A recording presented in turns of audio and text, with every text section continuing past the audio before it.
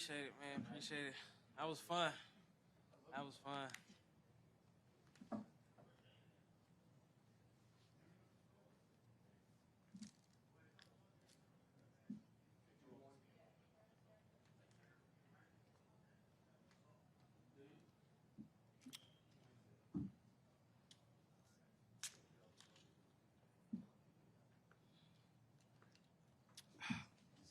Please.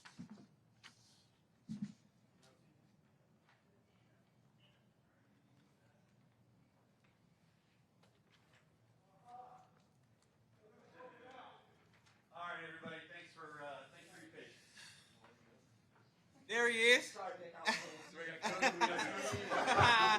We'll start with the opening statement from Coach, and then roll right into the questions. Coach, Well, go for it.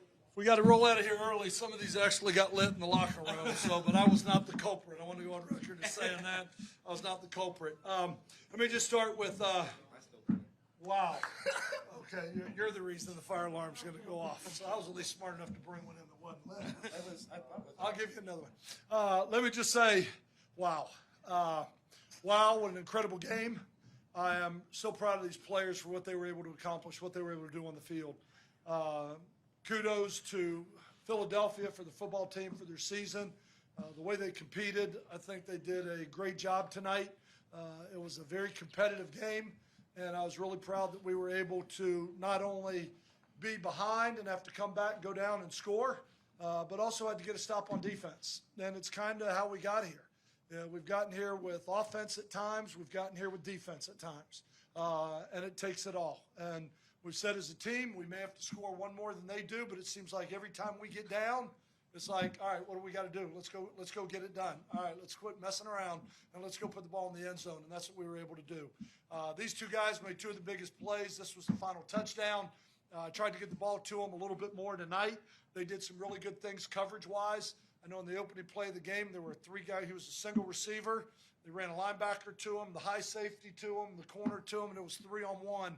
And I mean, but what he does, opening other things up. What we did in this game was we tried to put Victor on one side and Marlon on the other.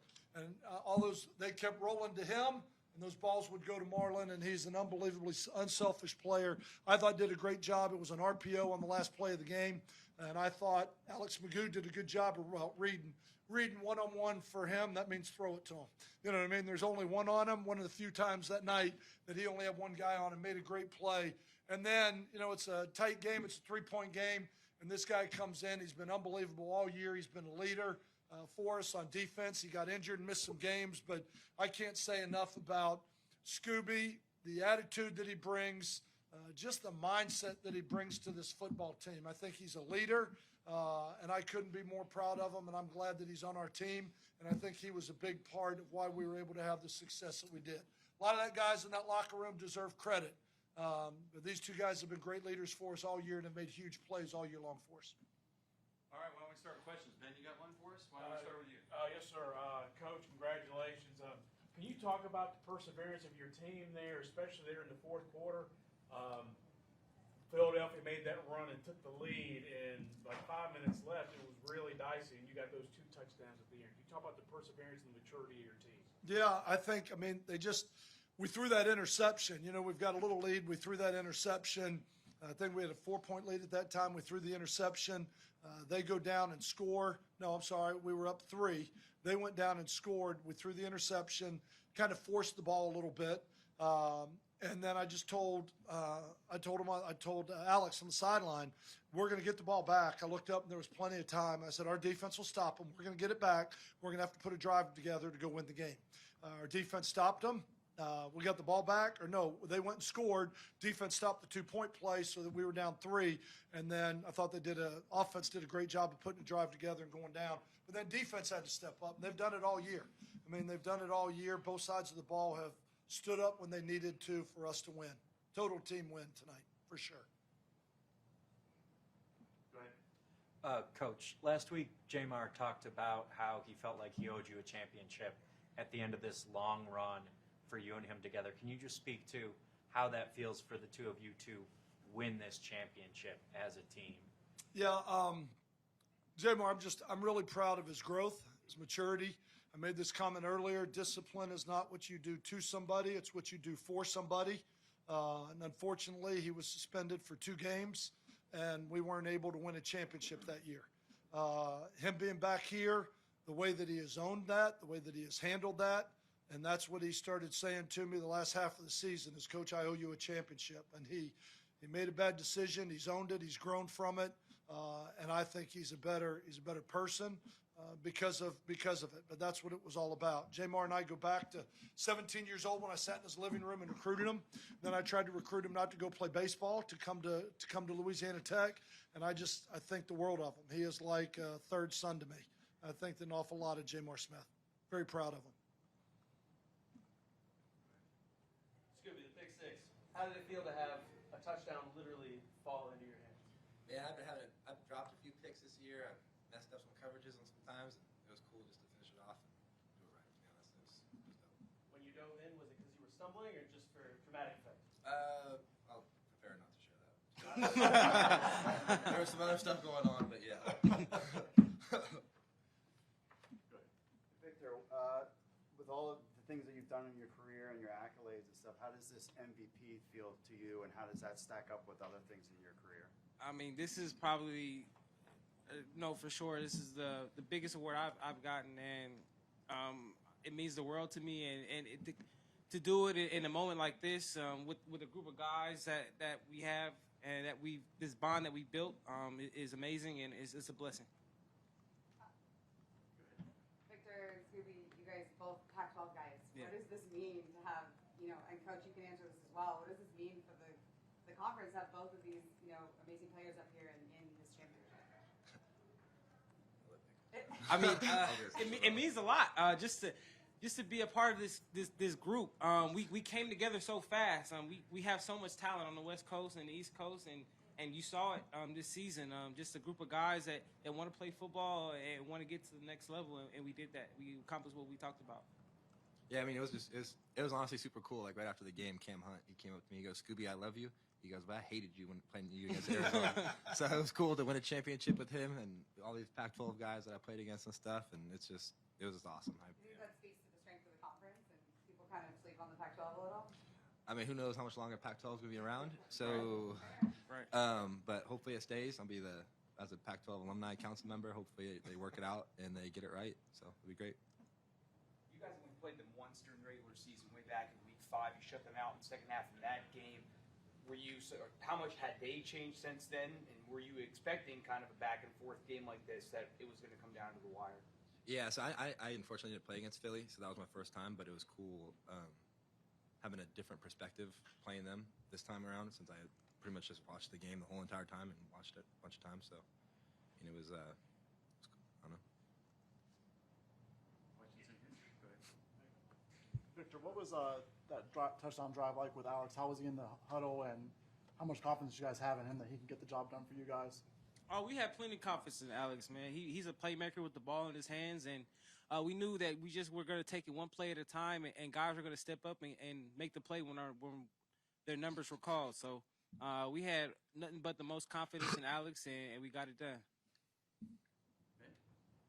Yeah, Victor, it seems like Philadelphia knew about your explosiveness, and they kept squibbing the ball on the kickoffs. Yeah. I mean, how did you keep your head in the game and not get frustrated, knowing that you could take the ball back and to keep focused? Yeah, I mean, it was something that we talked about that could potentially happen. So we just took it upon ourselves as an offense to go out there and make sure that we get it done as an offense. There's 3 phases to a team, and all 3 phases played today, and we got it done. Coach, when we spoke on Zoom a couple of weeks ago, and I asked about your connection with your father to this area in the Ohio Valley and him growing up, obviously around here, to be able to cap it off with a championship now versus when I asked you about just playing here in general, what's the difference there? And just talk about this area of the country has always had a special part in my heart. I mean, obviously, I used to live in Columbus. We talked about my son was at Ohio State. My dad grew up in East Liverpool. This is where the values and the lessons that he was taught as a young boy here, the lessons and values that he taught me. the hard work that has come through this Steel Valley, even the hard times, and how you really, the character, the discipline, the hard work, those are the values that kind of made me and who I am. And I was taught by my father. And so to have the opportunity to be back, I know they put the bust of my father in the East Liverpool High School. They put that up this last summer. I mean, there's just a lot of touches. I still stay in touch with Reno down at Steubenville. As crazy as that man is, I still continue, talking with John Snell over at Baldwin Wallace and the great conversations we had all week. This is a special part of the country to me, and so it was great to be back. It was great to do it here, but most importantly, like I said, this moment is for a lot of people, and it all probably means a little bit something different to everybody that's in that locker room. Everybody's got a story. Everybody had to overcome hurdles to get here, and seeing the smiles on everybody's face and the celebration right now, it's about these guys who went out there, put everything on the line, and got it done. Really proud of them. I'm blessed to have had the opportunity to coach these great young men. Coach, you talk about performance of Bo Scarborough, how he set the tone in the first half, going over 122 yards and 7 carries. So talk about his performance. Yeah, I had two huge plays for us. I mean, we ran a stretch play, and the safety came up and hit him and just bounced off him. And that's when my O-line coach said, "Well, that's just genetics." I mean, we drafted Bo when we were able to enlarge our rosters, and felt like he would add a little bit more punch to our running game. I think C.J. Marable and Tony Brooks-James do an unbelievable job for us as scat backs, catching the ball out of the backfield, doing some of that. Bo brings a heavy presence, and this was the type of game with the safeties coming downhill and the way they were trying to take away Victor with double teaming him and guys over the top. Then they started trying to take away Marlon, and it had made a huge hole in the middle of the field that all they had to do was make one miss, and there was green grass in front of them, and Bo did that tonight. That 69-yard run, he slowed down a little. Was he just like out of breath, or there was a little tweakness in it? Yeah, you'd have to ask him, but Bo's carrying a lot more weight than some of these guys that were chasing him. I know this, but I'll tell you what, one of the best blocks of the season was on that long run on an effort from Victor Bolden when he ran across the field and knocked that guy off path. I thank goodness that they were able to view it and see that it wasn't a blindside block, that it was a legal block, because I thought it was an unbelievable effort to spring him forward for another 20, 30 yards. Questions in here? Oh.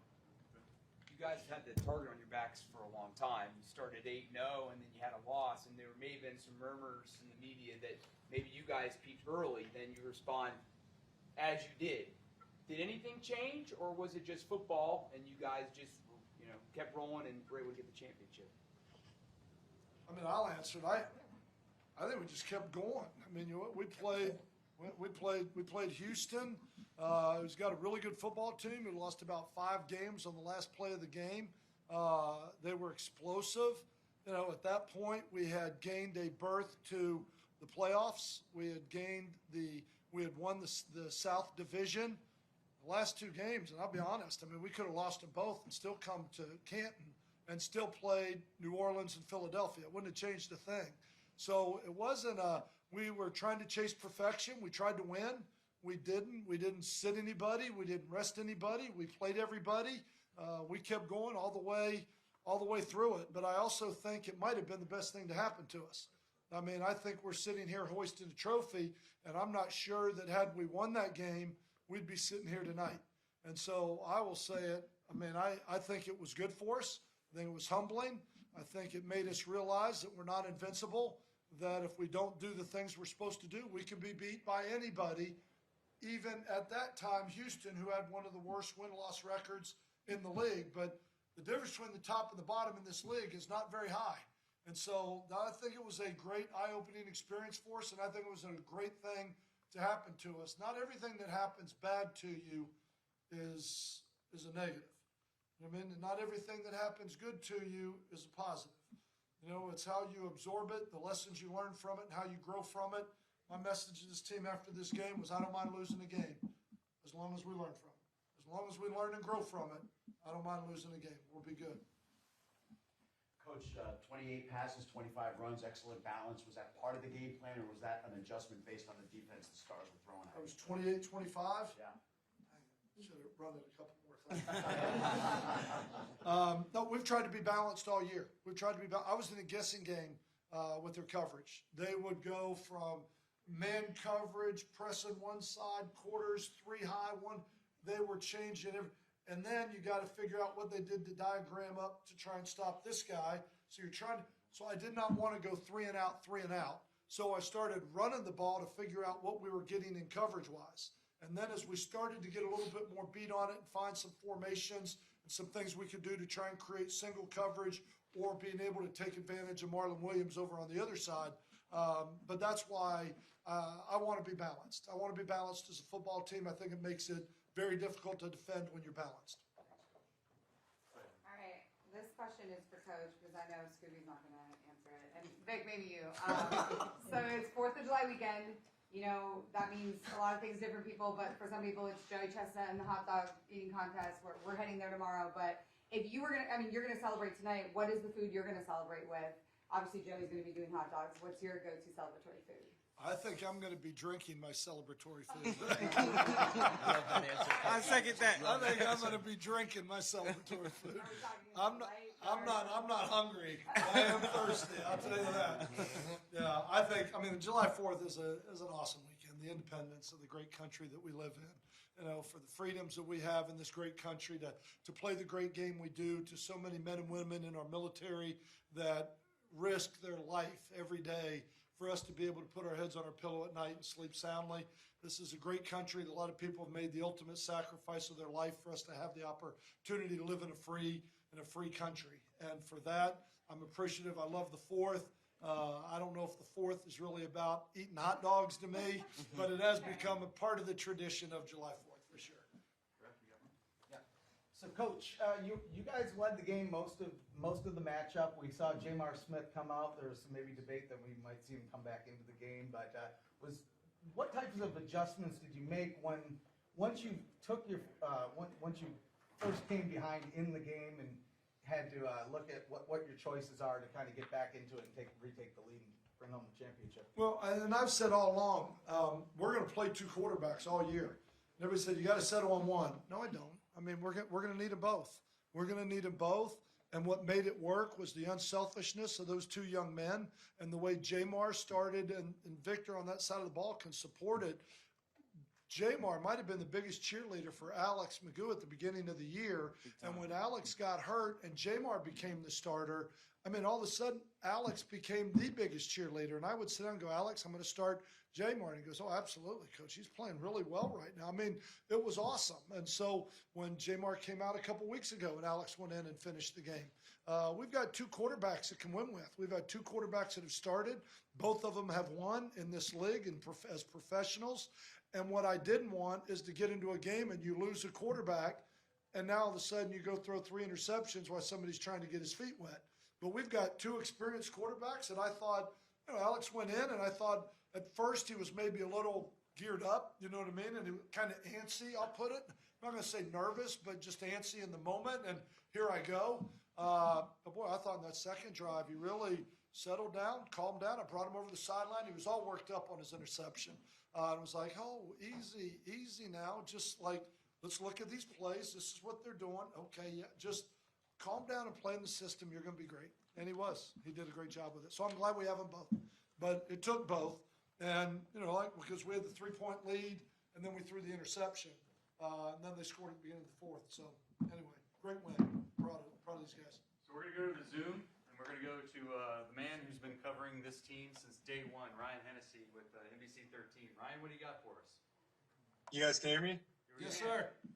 Coach, sorry I couldn't make the trip, but congrats, guys. Coach, I met you probably first day when we introduced the league, and it was just you. And you had to build a team around you and staff.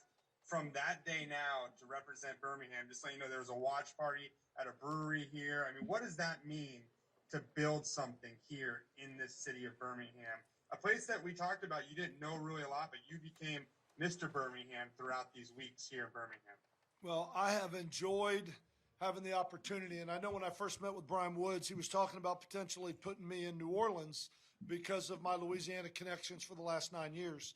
But when he came back and he said, you know what, nope, I'm going to put you in Birmingham. And I said, great, looking forward to it.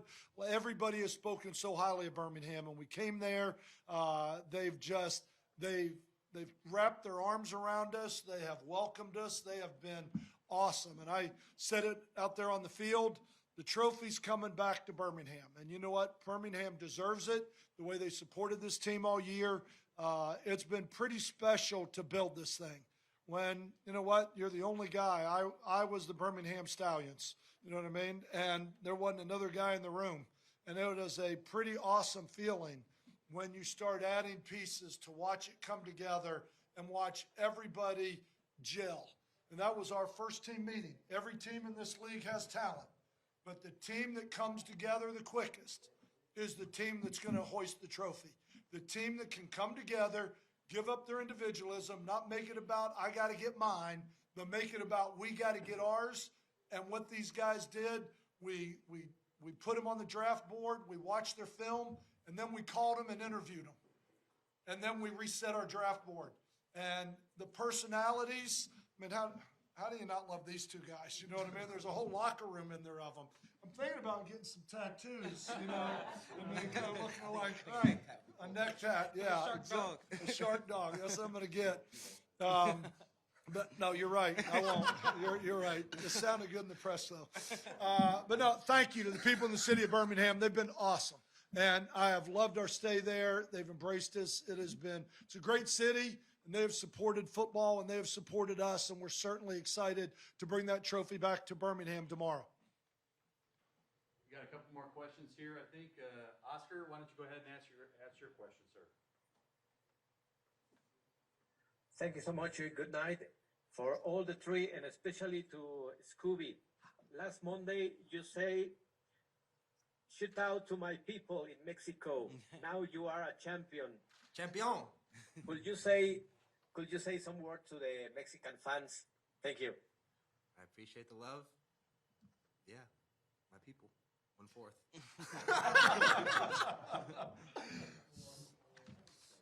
Right on my application. Eric, why don't we go to you next?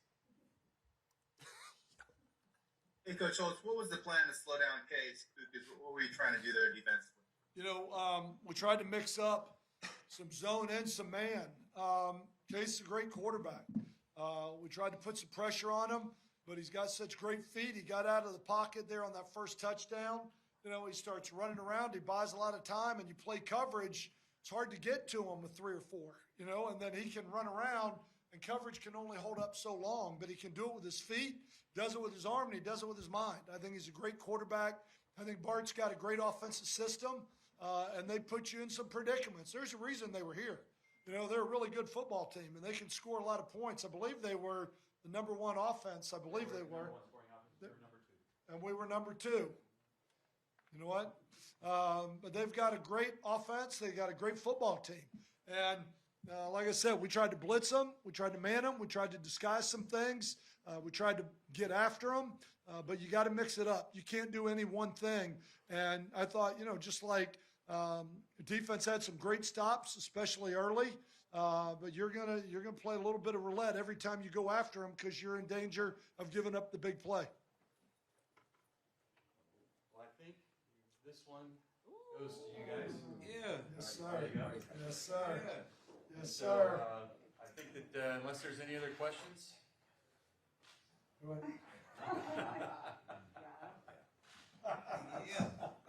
Coach, Scooby, Victor, wonderful season. Thank you. You're champions of the inaugural season of the United States Football League. Congratulations. Thank you to, yes. Thank you to Fox. Thank you to NBC. Thank you to Brian Woods, to Moose, to Jim Pop, for everybody in the USFL that has made this work, for the commitment they made to say spring football can work. And I think what a commitment that they made. Thank you to this team. I can never say the relationships that have built. We talked about this journey is going to end tomorrow night. We're going to hoist this trophy. But these relationships will go on for our lifetimes. You know, and that's what this journey, a big part of what this journey was all about, was these guys. Thank you to everybody out there. Thank you, Birmingham. We're bringing it home. Birmingham, go! Giddy up, giddy up!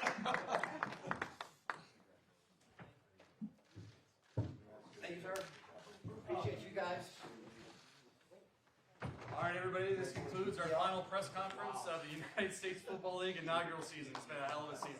Thank you to everybody here in the room. Thank you to everybody on the Zoom. Really appreciate you very much. Appreciate the coverage. Couldn't have asked for more. All of you guys have been great performers.